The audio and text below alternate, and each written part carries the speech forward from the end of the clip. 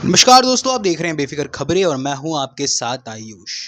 22 मार्च को दोपहर के 2:30 बजे कश्मीर के पहलगाम में जो कुछ भी हुआ उसने ना केवल लोगों को झकझोर कर रख दिया बल्कि एक बार फिर से भारत की सुरक्षा पर सवाल खड़ा करने के लिए मजबूर कर दिया। कश्मीर के पहलगाम में 28 लोगों की हत्या आतंकवादियों द्वारा कर दी गई। सबसे हैरानी वाली बात यह थी कि लोगों से पहले उनके धर्म के बारे में पूछा गया और हिंदू होने पर उन्हें गोली मार दी गई। आइए आपको पहले हम पूरी घटना के बारे में विस्तार से बताते हैं। 22 अप्रैल की दोपहर करीब 2:30 बजे पहलगाम के उस ग्राउंड में जहां पर लोग बैठकर अपने परिवार वालों के साथ छुट्टियां मनाते हैं, उसी ग्राउंड में 6 आतंकियों ने एंट्री की। वो 6 आतंकी जो थे वो वर्दी में थे। वर्दी को देखकर लोगों को उन पर जरा भी शक नहीं हुआ और इसी बात का फायदा उन आतंकियों ने बराबर उठाया। वो आतंकी एक एक करके लोगों के पास गए, उनसे उनका नाम पूछा, धर्म पूछा और हिंदू होने पर उन्हें गोली मार दी गई। उनसे कलमा पढ़ने को कहा गया। अगर व्यक्ति अगर कलमा नहीं पढ़ पाया और उसे अगर हिंदू धर्म का है वो व्यक्ति, तो उसे गोली मार दिया गया। कुल मिलाकर 28 लोगों की इसमें हत्या कर दी गई। भारत में आतंकवाद जो है वो दिन प्रतिदिन फिर से बढ़ता जा रहा है। आपको हम बताएं कि कश्मीर में आखिर हुआ क्या था। कश्मीर के पहलगाम में जब व्यक्ति अपने परिवार वालों के साथ बैठे हुए थे, तब वो व्यक्तियों ने आकर उनसे उनका धर्म पूछा और हिंदू होने पर उन्हें गोली मार दी। एक महिला बताती है कि जब वो अपने पति के साथ पहलगाम पहुंची, तो जब वो वहां पर बैठी हुई थी, तब 2 आदमी आके उनसे पीछे से उन्होंने उनसे सवाल पूछा कि तुम्हारा धर्म क्या है। वो महिला पहले एक बार सोच में पड़ गई, फिर उसने जब पीछे मुड़ा और उनसे कहा कि भैया क्या बोल रहे हो आप। इतना कहने के बाद उसने फिर एक बार जोर से पूछा कि तुम्हारा धर्म क्या है। उस महिला ने कहा कि मैं हिंदू धर्म से हूँ। बस इतना कहने की देर थी और उस महिला के पति को सिर पर गोली मार दी। वो महिला और कोई नहीं थी बल्कि वही महिला थी जिसकी 6 दिन पहले शादी हुई थी और पति के साथ हनीमून मनाने के लिए कश्मीर की पहलगाम पहुंची थी। उसको पता नहीं था कि वो उसका आखिरी सफर होगा उस व्यक्ति के साथ जिसके साथ उसने मात्र 6 दिन पहले ही बंधन जोड़ा है। इसके साथ ही एक और महिला ने अपनी आप बीत सुनाई, जिसमें उस महिला ने बताया कि जब वो अपने पति के साथ बैठी हुई थी, तब उसके पास आए और उनसे पूछा कि तुम्हारा धर्म क्या है। उस व्यक्ति ने बताया मैं हिंदू धर्म का हूँ। तब उसे गोली मार दिया और महिला को कहा कि मैं तुम्हें नहीं मारूंगा, तुम जा कर के मोदी से बताना, अपने सरकार से बताना कि हमने तुम्हें गोली मारा है। आखिर ये है क्या? आखिर आतंकवादी चाहते क्या थे? आखिर वो चाहते ये थे कि भारत के धर्म पर हमला किया जाए, भारत के लोगों के धर्म को झकझोरा जाए और यही कुछ हुआ। 28 लोगों की जान इसी में चली गई। मैं सोशल मीडियाज पर काफ़ी ऐसे पोस्ट मैंने देखा जिसमें कि लोग ये कह रहे हैं कि टेररिज्म का कोई जात धर्म नहीं होता है और ये बिल्कुल सही है। टेररिज्म का कोई धर्म नहीं होता है। टेररिज्म का धर्म सिर्फ और सिर्फ हत्या है, सिर्फ और सिर्फ हथियार है। आतंकवाद भारत में लगातार इतनी तेजी से बढ़ रहा है कि आज भी कश्मीर में आतंकियों के साथ मुठभेड़ में एक जवान शहीद हो गए।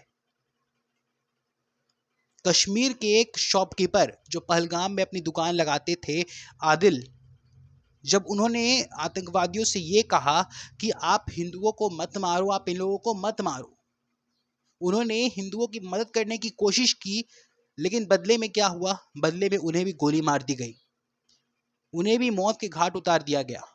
कारण था कि उन्होंने सिर्फ और सिर्फ हिंदुओं के पक्ष में कहा था कि इन्हें मत मारिए। पहलगाम में बीते दिन जो कुछ भी हुआ, उसने पहलगाम से लेकर दिल्ली तक लोगों को हिला कर रख दिया।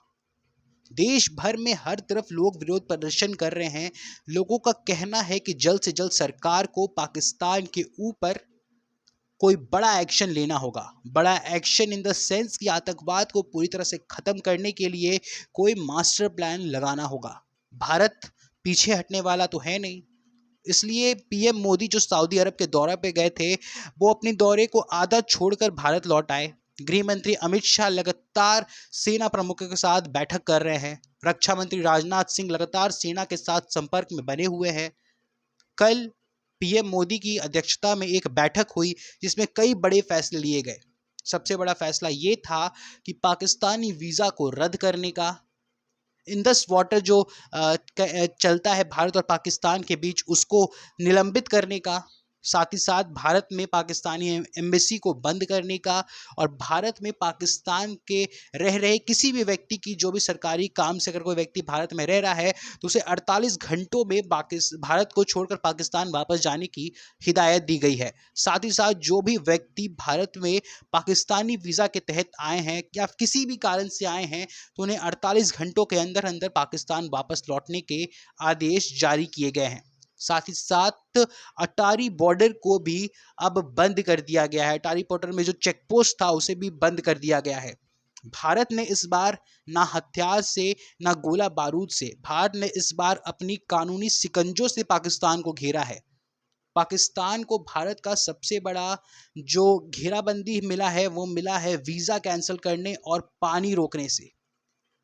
भारत पाकिस्तान को इस बार ना हथियारों से नीचे झुकाएगा, बल्कि इस बार भारत पाकिस्तान को कानूनी शिकंजों से नीचे झुकाएगा। पाकिस्तान से आतंकवादियों का सीधा संपर्क है। पाकिस्तान से आतंकवादी सीधा भारत की तरफ बढ़ते हैं और किसी न किसी तरह से वो भारत में दाखिल होने में सफल हो जाते हैं। कल एक खबर निकलकर सामने आई जिसमें 2 आतंकवादी जो पाकिस्तान से बॉर्डर पार करके भारत में घुसने की कोशिश कर रहे थे, उसे भारतीय सेना ने मार गिराया। भारत में पिछले 2 दिनों में जो कुछ भी घटा है उसने पूरे देश को झकझोर कर रख दिया है। अलग अलग सेलिब्रिटीज, अलग अलग पॉलिटिशियंस अपनी राय दे रहे हैं, अपनी प्रतिक्रिया दे रहे हैं। सोशल मीडियाज भरे हुए हैं सिर्फ और सिर्फ एक चीज से, वो है पहलगाम टेररिस्ट अटैक। पहलगाम में हुआ हमला कोई छोटा मोटा हमला नहीं है। 28 लोगों की जान जाना कोई छोटी बात नहीं है। ये एक बहुत बड़ा आघात है भारत की सुरक्षा बल में। भारत की सुरक्षा में एक बहुत बड़ा सवाल है कि आखिर उस क्षेत्र में आतंकी आए तो आए कैसे, और उन्हें वर्दी और AK-47 हथियार कैसे मिले। भारत में पहले भी ऐसे आतंकी हमले हो चुके हैं, लेकिन इतना बड़ा आतंकी हमला टूरिस्ट पे, पर्यटकों पर आज तक नहीं हुआ। पीएम मोदी ने एक बात साझा करते हुए कहा कि जो भी लोग इसमें शामिल हैं उन्हें बख्शा नहीं जाएगा। उन आतंकवादियों का स्केच भी जारी किया गया है और पुलिस और सेना ने 20 लाख रुपए का इनाम घोषित किया है कि जो भी व्यक्ति उनके बारे में जानकारी देगा उसे 20 लाख रुपए इनाम दिए जाएंगे। साथ ही साथ उसका नाम और उसकी सारी जानकारी गुप्त रखी जाएगी। कल ये नोटिस जारी हुआ, कल ये पोस्टर जारी हुआ और उस पोस्टर में काफ़ी हेल्पलाइन नंबर भी दिए गए और साफ साफ निर्देश भी लिखे गए कि अगर आपको आपके क्षेत्र में कहीं भी ऐसे व्यक्ति दिखते हैं तो तुरंत अपने नज़दीकी पुलिस स्टेशन में जाकर इसके बारे में सूचना दे, इसके बारे में बताए, और अगर वो व्यक्ति वह होता है जिसके बारे में हमने जानकारी चाहिए तो आपको 20 लाख रुपए इनाम दिए जाएंगे। आपसे भी मैं गुजारिश करूंगा कि अगर आपको वो व्यक्ति कहीं अपने क्षेत्र में किसी भी कारणवश अगर दिखते हैं, क्योंकि वो व्यक्ति कहीं भी हो सकते हैं, वो ज़रूरी नहीं कि वो कश्मीर में ही हो, वो भारत के किसी भी कोने में पहुंच सकते हैं। अगर आपको दिखते हैं तो आप अपने नज़दीकी पुलिस थाना में संपर्क करें और भारत में जिन लोगों ने खून के आंसू लोगों को रुलाए हैं उनको पुलिस और सेना के हवाले करें। आपको बताएं कि कश्मीर में हुए इस हमले के बाद पूरा देश रो रहा है। पूरे देश के आंखों में आग, पूरे देश की आंखों में एक जुनून है कि अब आतंकवाद से बदला लेना होगा और लोगों की एक ही सिफारिश है सरकार से कि इस बार पीछे नहीं हटना है। इस बार आतंकवाद को पूरी तरह से खत्म करके ही सरकार को शांति से बैठना होगा, क्योंकि आतंकवाद अगर एक बार फिर से पनपा तो देश में ये काफ़ी कुछ बड़ा कर सकता है। आपने और हमने दोनों ने 2026 में एयर स्ट्राइक देखा, 2019 में बालाकोट स्ट्राइक देखा, जिसमें भारत सेना ने अपने दम पर, अपने हथियारों से, अपने बम गोला बारूद से पाकिस्तान को सबक सिखाया था। लेकिन इस बार मोदी सरकार ने कुछ अलग सोचा है। इस पर सरकार ने सोचा है कि हम हथियारों की जगह इस बार अपने शब्दों से पाकिस्तान को घेरेंगे। लेकिन अगर फिर भी पाकिस्तान नहीं समझता है तो आखिर में फिर से भारत को कुछ ऐसा करना होगा जिसके लिए पाकिस्तान कभी तैयार हो ही नहीं सकता है। भारत और पाकिस्तान में काफ़ी अंतर है। पाकिस्तान वो देश जो कि खाने के लिए भी तरसता है, दूसरों के दिए हुए चीज़ों पर अगर पलता है, तो मैं कुछ गलत नहीं कह रहा हूँ, ये सच्चाई है। पाकिस्तान में बिना पाकिस्तानी सरकार के सपोर्ट के आतंकवादी रह ही नहीं सकते हैं। कोई भी देश ऐसा नहीं हो सकता जहां पर सरकार की सपोर्ट के बिना आतंकवादी पनप सके। पनपना और होना में अंतर होता है। पनपना, वो आतंकवादी वहां बन रहे हैं, वहां ट्रेनिंग ले रहे हैं और बाद में अलग अलग देशों में जाकर अपनी आपराधिक गतिविधियों को अंजाम दे रहे हैं। पाकिस्तान में कई ऐसे आतंकवादी संगठनों के कैंप हैं, बड़े बड़े उनके इलाके हैं, लेकिन आज तक पाकिस्तानी सरकार ने इस पर कोई भी एक्शन नहीं लिया है। इससे ये साफ पता चलता है कि पाकिस्तानी सरकार आतंकवादियों को अपने से बराबर कुर्सी देकर बैठाते हैं। पर भारत इस बार ये चीज़ नहीं सहेगा और भारत इस पर जरूर कोई ना कोई बड़ा एक्शन लेगा, जिससे कि पाकिस्तान को ये पता चलेगा कि भारत पर अपने आतंकवादियों को ये बता दे कि भारत पर अगर दोबारा एक व्यक्ति की भी हत्या हुई तो वो उन आतंकवादियों की आखिरी घड़ी होगी। भारत इस बार भी उन आतंकवादियों को छोड़ेगा नहीं। कश्मीर में लगातार सर्च ऑपरेशन जारी है। कश्मीर में तमाम पुलिस बल, तमाम सैन्य बल लगातार सर्च ऑपरेशन कर रहे हैं। सिर्फ कश्मीर में ही नहीं बल्कि देश के हर कोने में उनकी सर्च जारी है और वो 6 जहां मिलेंगे वहां उन्हें सीधा मार दिया जाएगा, क्योंकि 28 लोगों की जिंदगी कभी भी भारत यूं नहीं जाने देगा। उन बलिदानों को कभी भारत खराब नहीं जाने देगा। उन बलिदानों को भारत हमेशा याद रखेगा और उन 28 लोगों के लिए भारत के दिलों में हमेशा इज्जत रहेगी, हमेशा प्यार रहेगी।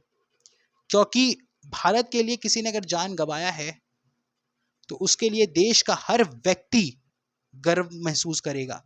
देश का हर व्यक्ति उनके साथ खड़ा होगा, उनके परिवार वालों के साथ खड़ा होगा और ये सुनिश्चित करेगा कि हमारे देश में आने वाले समय में आतंकवादियों के लिए कोई भी जगह नहीं हो।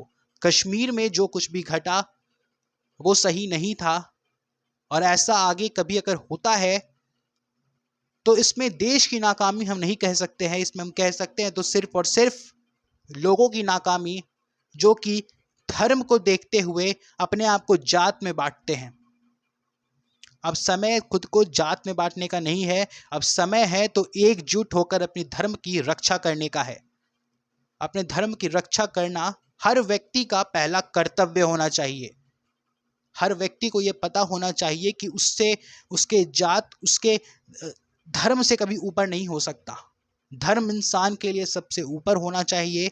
धर्म इंसान के लिए सबसे सर्वोच्च होना चाहिए।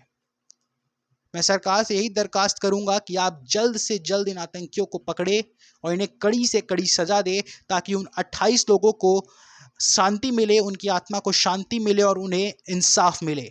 आपसे हम फिर मिलेंगे एक और वीडियो में, जिसमें हम आपको और भी आगे की जानकारी देंगे कि आगे आखिर हो क्या रहा है, सरकार क्या क्या कदम उठा रही है, सरकार आखिर किन किन मुद्दों पर आगे बातचीत करी है, सारी बातें हम आपको बताएंगे। तब तक के लिए आप हमारे चैनल के साथ बने रहे। वीडियो को लाइक करें, ज़्यादा से ज़्यादा शेयर करें, चैनल को सब्सक्राइब करें और देखते रहे बेफिक्र खबरें। जय हिंद, जय भारत।